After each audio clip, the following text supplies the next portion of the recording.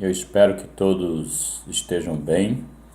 Estamos gravando este vídeo para conversar um pouco sobre a questão das igrejas pagarem impostos aqui no Brasil. A Constituição Federal, no seu artigo 150, inciso 4, a linha B, ela traz a vedação à União e aos estados, aos distritos e aos municípios de cobrar impostos sobre santuários, sobre templos de qualquer culto. Então nós vamos começar logo por essa situação. É vedada a cobrança de impostos a templos de qualquer culto, de qualquer religião. Então, não só apenas de uma religião. Então é isso que ocorre aqui no Brasil, desde a nossa Constituição de 1988, embora ela é mais uma réplica da Constituição de 1946, né?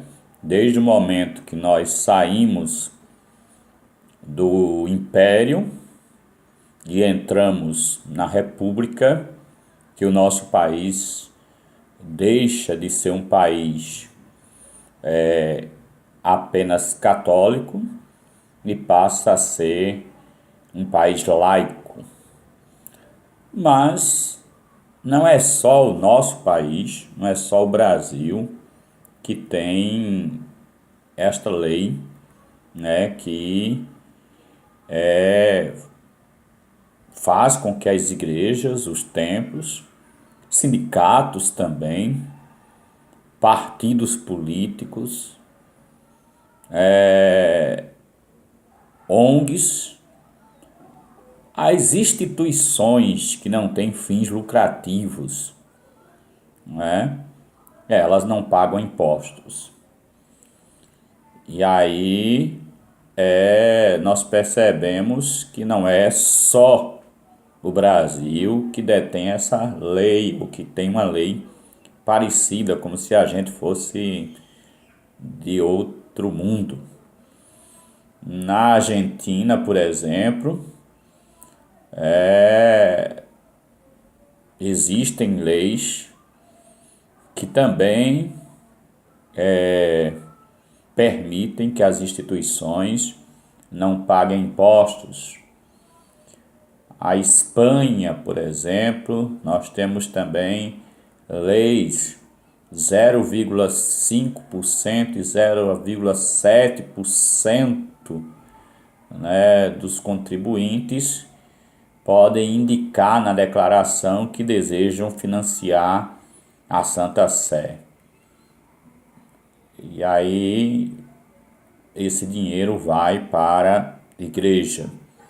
Na Itália, 0,8% do imposto de renda vai para a igreja de sua preferência ou para um programa de assistência social. A França, por exemplo, as igrejas gozam de certas vantagens fiscais e o contribuinte pode abater do seu imposto de renda o valor das suas doações. No que nós chamamos o mundo germânico, também não é diferente. Na Áustria, Dinamarca, Finlândia, Alemanha, Islândia, os cantões do mundo germânico, nós encontramos também os estados, não é, também com leis, não é, que protegem ou que fazem com que a igreja tenha a liberdade ou a lei as protege desse não pagamento de impostos. Na Suíça, por exemplo, às vezes o Estado faz o papel de coletor dos dízimos para algumas instituições religiosas, onde há uma igreja oficial, geralmente costuma receber subvenções diretas. Na Alemanha, laica, né, 8 a 9% do imposto do contribuinte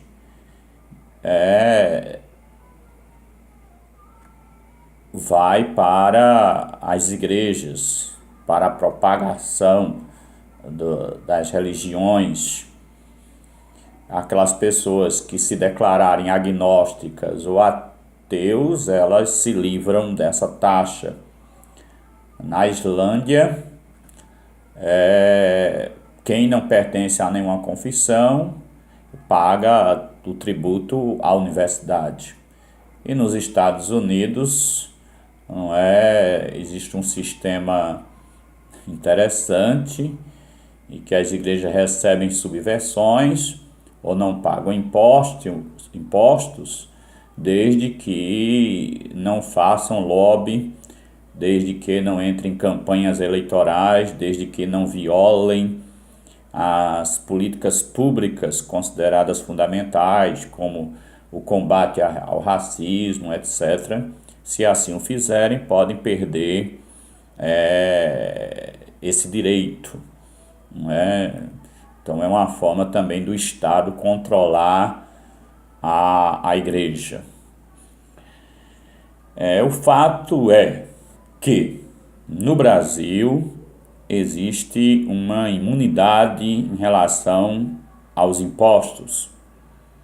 Como já falei, não só de igrejas de qualquer religião, mas também de instituições não governamentais que, por sua vez, não têm fins lucrativos. E é uma lei federal, está na Constituição Federal. Então, é um direito assegurado para que haja uma propagação das igrejas, um investimento nas igrejas, para que a igreja possa atender às necessidades espirituais do povo brasileiro. É nesse sentido que a Constituição, desde 1946, se preocupa com esse assunto, com esse conteúdo.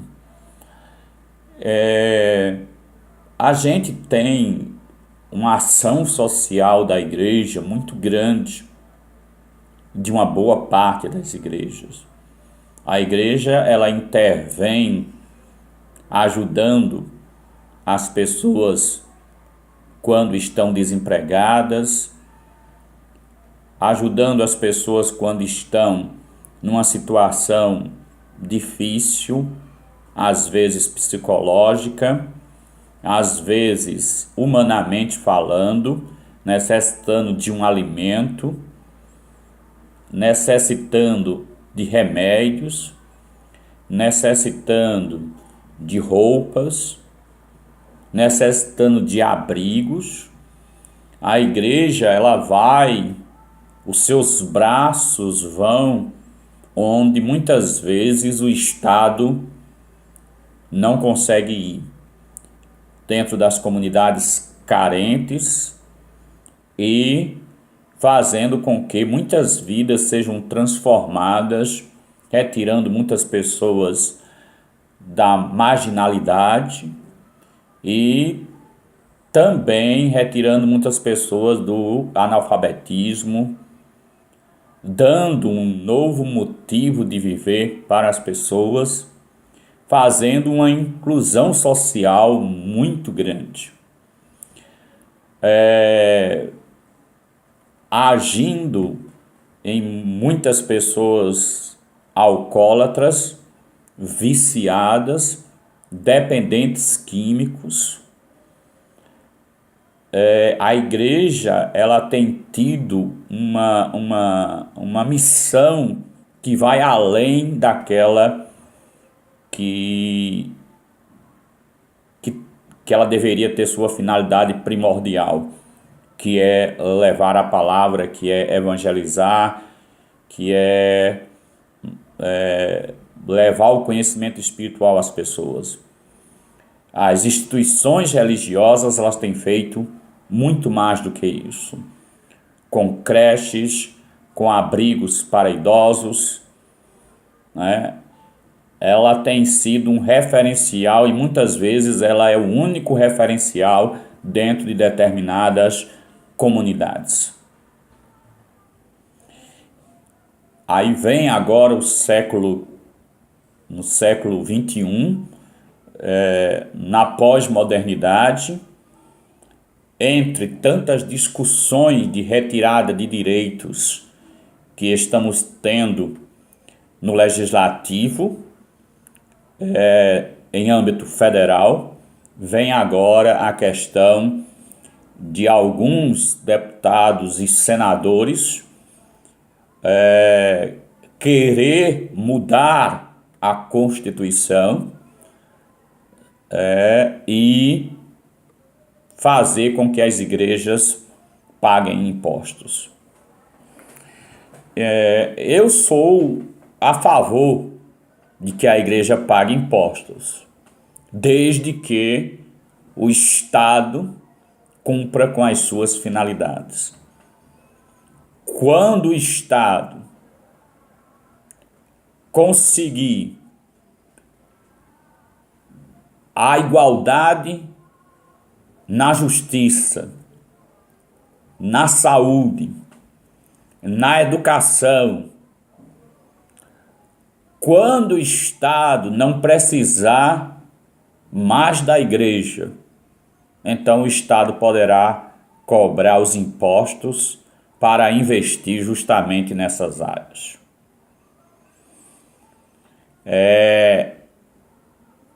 Cobrar impostos da igreja, quando alguns defendem que a igreja, sendo parte do coletivo, sendo uma instituição, ela deve pagar impostos para que a vida das pessoas melhorem.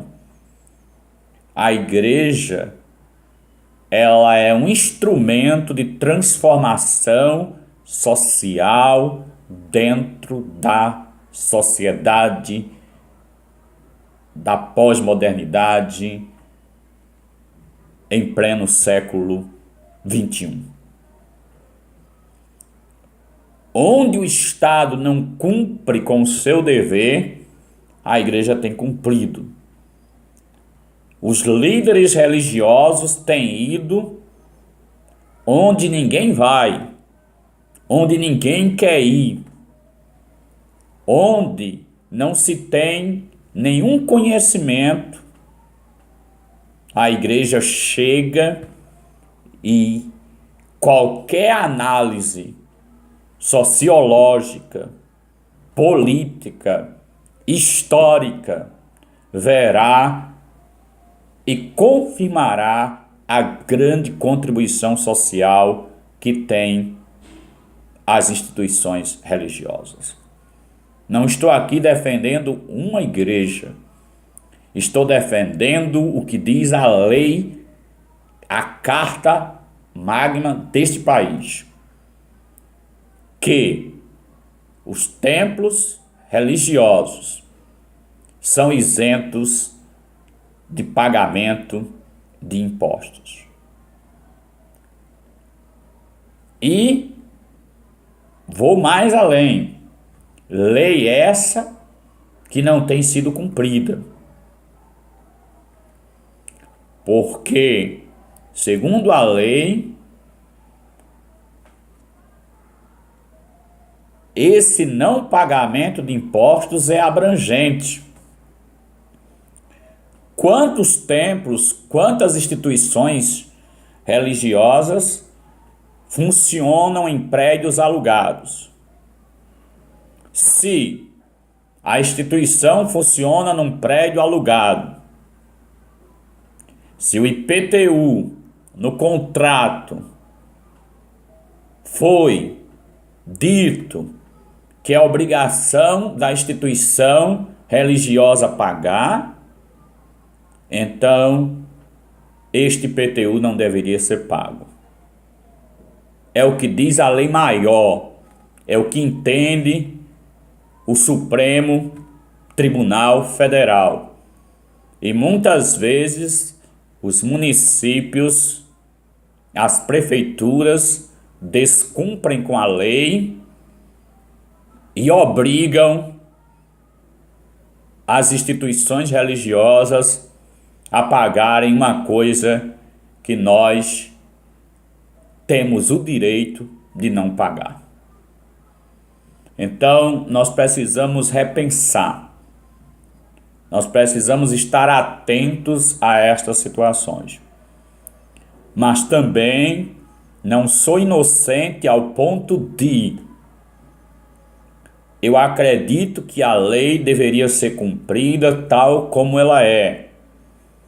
As instituições religiosas não devem pagar impostos desde que cumpram com a sua finalidade, ou que as suas atividades sejam exclusivamente para o bom desempenho de sua finalidade, que é pregar, que é levar a palavra para as pessoas. Os enriquecimentos ilícitos que ocorrem pelas brechas da lei, estes devem ser combatidos.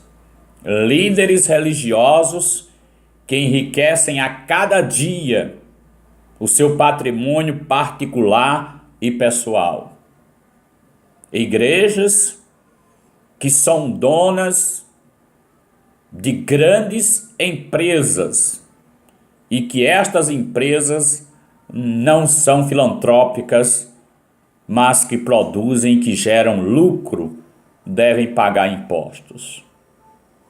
Os líderes religiosos devem pagar impostos e deve existir uma forma de que a lei consiga impedir que essas pessoas enriqueçam em cima da pobreza, da miséria das pessoas. Então, os impostos das igrejas devem ser exclusivamente para o desempenho de suas finalidades de propagação do Evangelho, de ajuda ao próximo, mas nunca de enriquecimento de grandes impérios que se formam a cada instante, a cada momento em nosso país. De mercadores, de pessoas que comercializam a fé, que vivem utilizando de má fé para enriquecer, para explorar aqueles que muitas vezes já não têm nada. É triste ver os acontecimentos neste país, em outras nações. Então acredito sim que devem ser criadas leis que impossibilitem essa liderança de utilizar os bens das instituições, de enriquecer a si e aos seus familiares, de tornar as instituições feudos, reinos vitalícios e hereditários, passando de pai para filho e assim sucessivamente. Um coronelismo religioso, onde as pessoas mandam, desmandam, onde não existe uma fiscalização de imposto de renda e nem destas pessoas que de uma hora para outra enriquecem e assim empobrecem o verdadeiro sentido das instituições religiosas. Que possamos pensar sobre isso e compartilhe este vídeo, compartilhe com outras pessoas. Meu nome é Daniel Agra, sou professor de História e ministro do Evangelho de Cristo. Alguém que se preocupa com o crescimento do reino e que observa os acontecimentos desta nação. Um grande abraço. Qualquer coisa, entre em contato conosco nas nossas redes sociais, nosso Facebook. Será um prazer conversar com você e compartilhar um pouco da palavra de Deus. Que Deus lhe abençoe e que o povo de Deus possa estar atento àqueles que têm uma religião, aqueles que têm fé em Deus, possam estar atentos ao que querem fazer conosco, ao que querem perseguir. Na realidade, isto é uma perseguição às instituições religiosas. Isso é uma retirada dos nossos direitos. E por incrível que pareça, nós temos muitas pessoas caladas e que não fazem nada. Você pode compartilhar esse vídeo, você já vai estar fazendo alguma coisa. Compartilhe, envie para alguém, vamos discutir, vamos debater, vamos às ruas, vamos às redes sociais.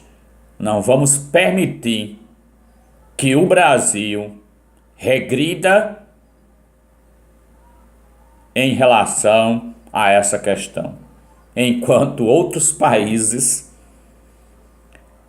estão aí com leis parecidas ou melhores do que a nossa.